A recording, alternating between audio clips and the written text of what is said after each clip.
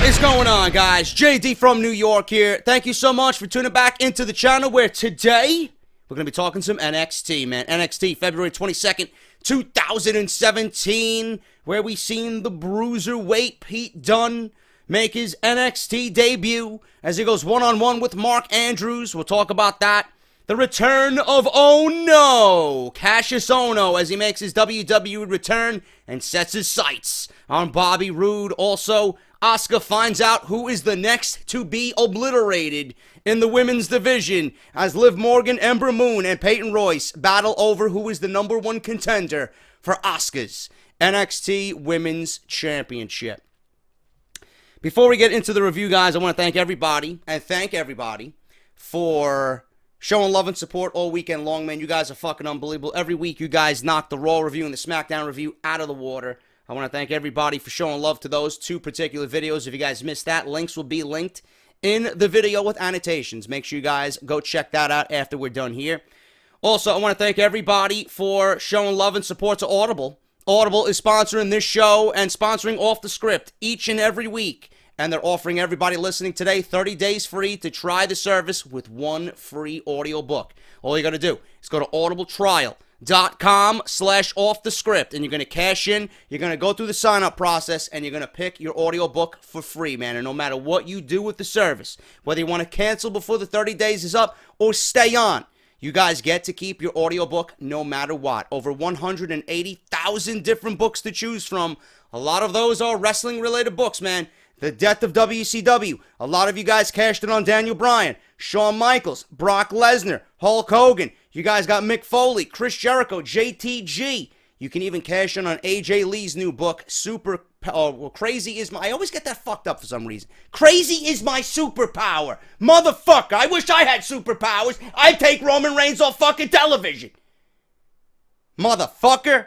Jesus Christ. Anyway, if you guys want to get your free audio book, audibletrial.com/offthescript. Do that, man. It's a fucking unbelievable service. It's an unbelievable deal. And if you guys are like me, man, I listen to podcasts. I don't even listen to music anymore on the go. I listen to Solomon, I listen to Justin LaBar, Taz, Jim Ross, Stone Cold, Chris Jericho. If you guys want another thing to listen to on the go, whether you're going to school, on the bus, on the train, to work, in the office, try it out, man. audibletrial.com/offthescript. Compatible with iPhone and Android. Also, I want to make a quick mention. Off the Script tomorrow, as always. Make sure you guys tune in at 11 a.m. Usually, part 1 on Friday is fucking jam-packed with shit. So make sure you guys come and check that out, as always. And I'm still waiting on word when we're going to get the House of Glory matches uploaded to the channel, man. So make sure you guys keep an ear right here. I will let you guys know. If you guys want to follow House of Glory, everything you need is on their website, man. HOGWrestling.net. Make sure you guys go and check them out. Show some support. I am the play-by-play with Mr. Matthew Ryan Shapiro for House of Glory. I did hear word that we are moving to a new venue in April 22nd, I believe. Kevin Nash and Scott Hall are going to be there. The NWO is going to be there. And we just signed former WCW Cruiserweight Psychosis. He's going to be in action April 22nd, man. Tickets on sale right now. HOGWrestling.net. Okay? Let's talk NXT, man. Not a lot happened on NXT. It was a very, very straightforward show. It was wrestling heavy. They had a nice little surprise at the end.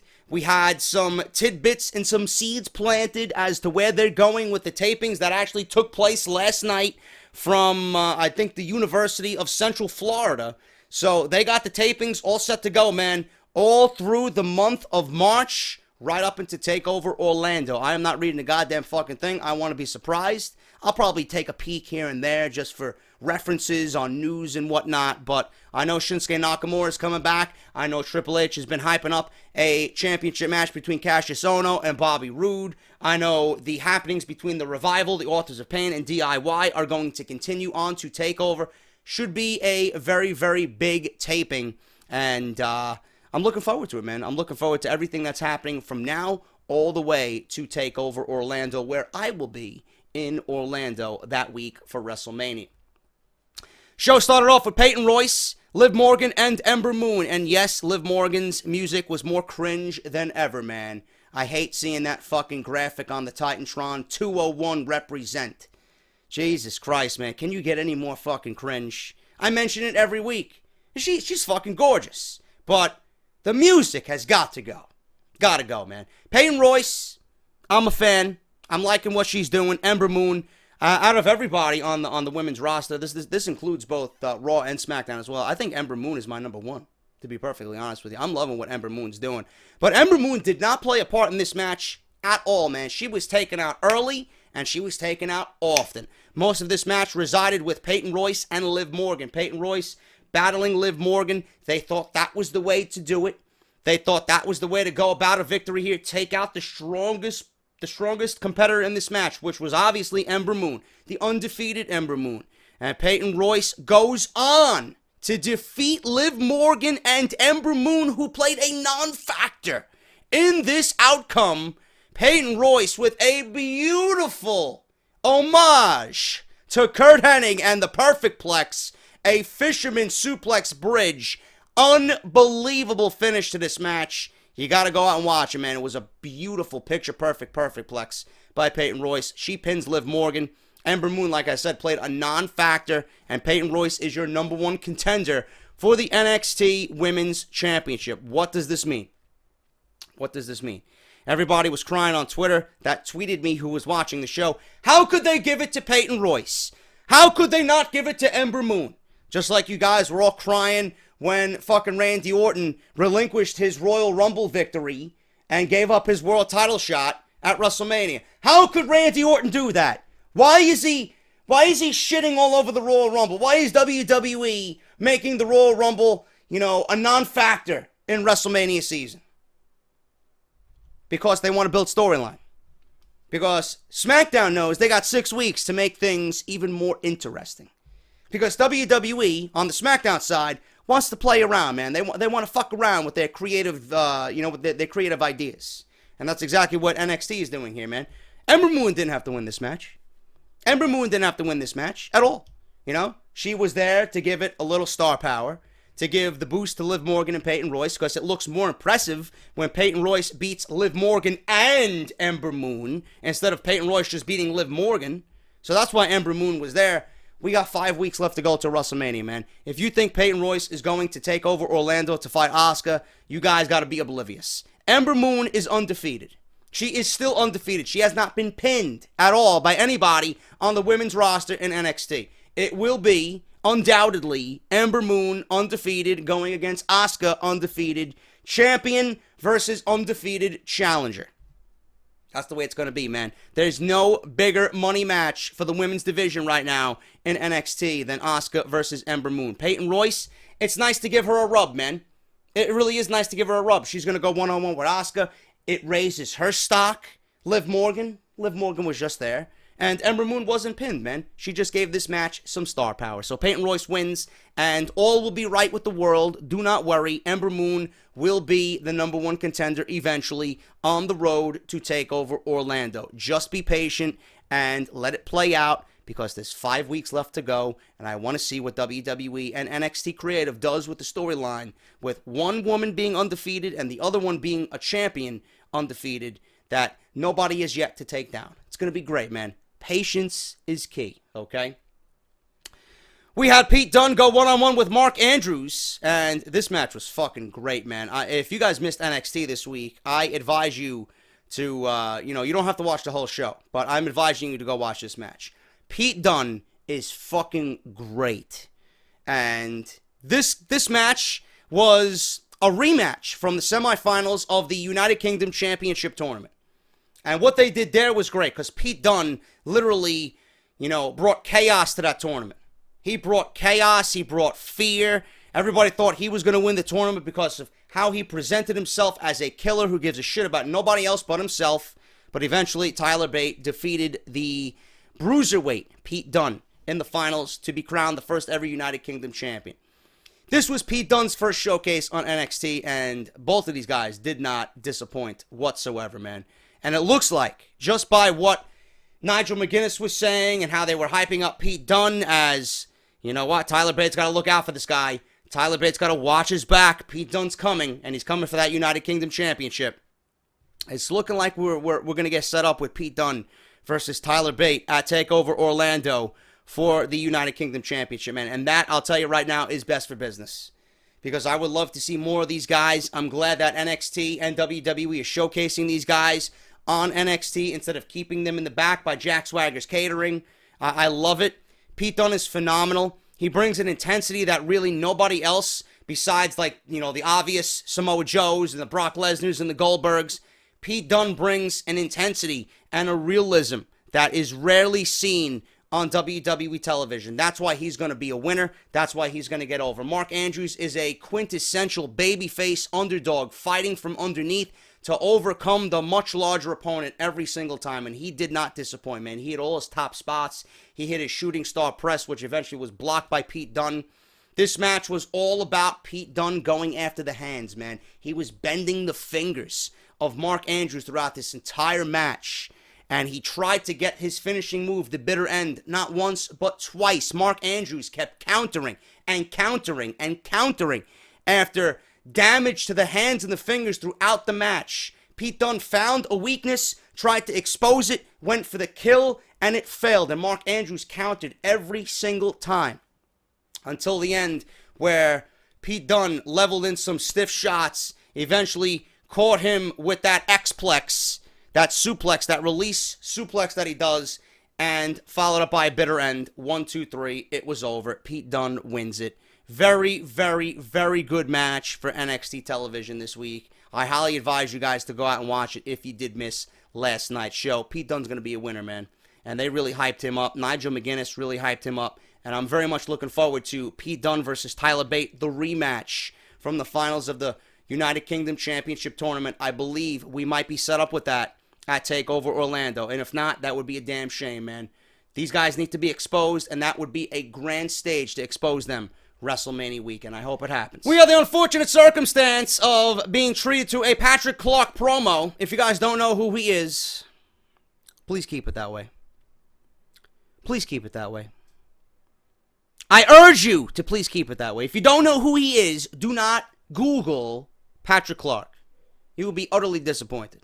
If you guys know who he is, I'm sorry. I'm sorry for you. I'm sorry for me. I'm sorry for everybody that's going to be watching NXT next week. Because this guy, this clown, this flamboyant clown is coming back next week. Patrick Clark. Who cares? Do you care? I don't. On to good news. DIY versus the Authors of Pain. March 1st. Rematch. Tag team titles. It's coming. It's happening. Rematch from San Antonio. And the Authors of Pain had their best match to date. But then again, they're fighting DIY. Everybody has their best match to date with DIY. Because they are fucking awesome. Gargano and Ciampa. Yeah, revival into that.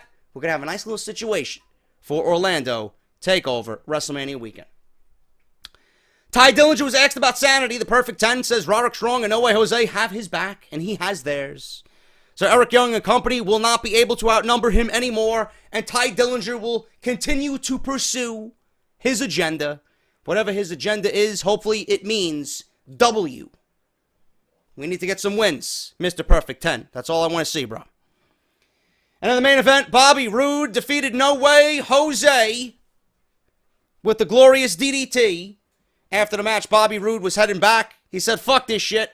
I'm glorious. I'm the champion. I can do whatever the fuck I want. Goes right back into the ring and beats down an already defeated No Way Jose with a chop block. Takes out Jose's knee until Kassius Ohno comes in to save the day. He makes his return on NXT this week against Bobby Roode. So he's in the ring. Everybody knows who he is. Bobby Roode pretending as if he doesn't know who he is. Kassius Ohno says, hey, Bobby, you don't know who I am. But everybody here knows who I am. I'm back. And I have something that I wanted to do last time, but I didn't have the chance to. Something I did not accomplish in my last run. The NXT Championship. It's coming for the championship, and he's here for Bobby's belt. Roode says that he's a fighting champion. Let's do this here and now. Tells Kassius Ohno to take off his sports coat, because he came dressed in jeans and a sports coat and a t-shirt. Very casual. Very casual for Kassius Ohno. Okay? So he takes off his sport coat, and as soon as he puts his sport coat down, which looked like he bought it at fucking J.C. Penney in the bargain bin for like $29.99, he takes off his sport coat. Bobby Roode attacks him just like he attacked No Way Jose, chop block, and Bobby Roode continues to attack the knee until Kassius Ohno gets back up, fights and fights and fights back, and levels Bobby Roode with some stiff fucking shots right to the jaw with some stiff elbows. Levels Bobby Roode over the top, and Kassius Ohno chases Bobby Roode away, and he fights back, standing tall in the ring. And Kassius Ohno is back, man. Kassius Ohno is back, formerly Chris Hero. Unbelievable situation we got on our hands here. Bobby Roode versus Kassius Ohno looks to be the next program for the NXT Championship. You add Shinsuke Nakamura into that, we're going to have combustible elements, bro. Should be very, very interesting. I love Bobby Roode. I think Bobby Roode against this type of caliber opponent is going to step up his game just like it did with Nakamura, man. Nakamura, Bobby Roode, even me, I was under the impression that Bobby Roode was not going to be the guy to handle the load as NXT champion. I thought that maybe they were going to give it back to Nakamura and have him run with it and keep it on Nakamura. Maybe Bobby Roode gets called up. Maybe they bring Bobby Roode to NXT and pair him with Austin Aries and we get the Glorious Heels. Something along those lines that I pitched. But Bobby Roode is the world champion. He surprised the fuck out of me, man, at that Nakamura match. And he is the number one guy. That was a fantastic fucking match. He proved himself and he stepped up his game farther than I thought he would take it against Nakamura. I think he's going to do the same against Kassius Ohno because Kassius Ohno is a fucking big man.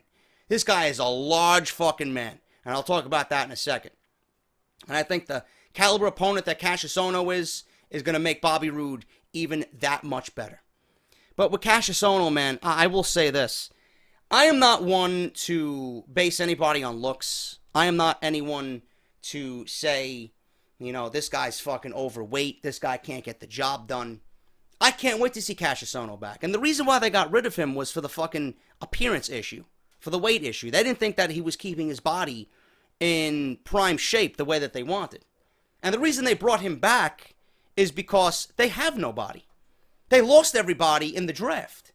NXT was depleted. They needed hired hands. They needed quality guys who knew what they had to do, who knew what they were doing, and they needed to make an immediate impact. That's why they brought Kassius Ohno back. Everybody knew who he was. They should have never got rid of him in the first place. You take a look at what he looked like then to what he looks like now. It looks like the Kassius Ohno now ate that fucking Kassius Ohno. Looks like half a fucking man. But I will say this. Bray Wyatt went through the similar phase. Kevin Owens went through the similar phase. Everybody called them fat, right? Samoa Joe. Oh, these guys are fat, right? But those guys are muscular big. They are in shape. They are trim. They are slim. I don't want to say it, but Kassius Ohno is blatantly fucking big, man. It's like he put no effort into making his body look right. Especially being for the top of the card type of guy in NXT going against Bobby Roode. I don't understand that. All I hope for, and this is all I will say to end this review, I feel that he's blatantly big. I feel that he needs to work on his body. I think he needs to trim down. He needs to slim down.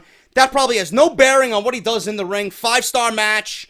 Guy could probably fucking out-wrestle anybody on the WWE roster. Fine. But if you're going to be in the top spot going into WrestleMania season, into WrestleMania weekend, dude, at least put some effort into fucking your workout regimen. Trim down. Trim down. All I'm saying is that Kassius Ohno looks blatantly big. It's like he put no effort at all. He goes out there, he is who he is, he lets his fucking fat hang, and there's no effort into making you and yourself look better. That's all I'm saying. I know you guys can agree with me, the guy is fucking blatantly big. And if he wants to be the top guy in NXT, and he wants to have a top spot in NXT, he wants to be fighting for championships, WrestleMania weekend, look the part. That's all I'm saying. That's all I'm going to say about Kassius Ohno. Other than that, I'm looking forward to what he brings. I'm looking forward to him and Bobby Roode. I'm looking forward to Nakamura getting back. The main event scene should be better than it has been in months with these three men involved. Should be very, very exciting. That's NXT. That's my review. Hope you guys enjoyed it. Hit that thumbs up. I'll be back tomorrow, as always, with Off the Script. Episode 1. What are we on? 158? 159? I don't even fucking know. Who cares? It's off the script. I'm fucking exhausted. I don't even know where I am right now. Seriously, I'm exhausted. I did 4 videos tonight. I'm doing this one for you guys, uploading it. It's, what is it, Wednesday? I don't even know what day it is. Wednesday. You guys are getting it Thursday. I need sleep. And I still have to do Out of Nowhere tonight. So there you go. Hit that thumbs up. Show some love to Audible. audibletrial.com/offthescript. If you guys missed any of my other videos this week, links will be in the annotation that you see on the screen right now. Make sure you guys check them out, and I will see you all on Off the Script. Until then, I'm JD. Hit that thumbs up. Subscribe if you're new. Follow me on Twitter at JD from NY206. And I will see you guys, oh no, later. Talk to you later.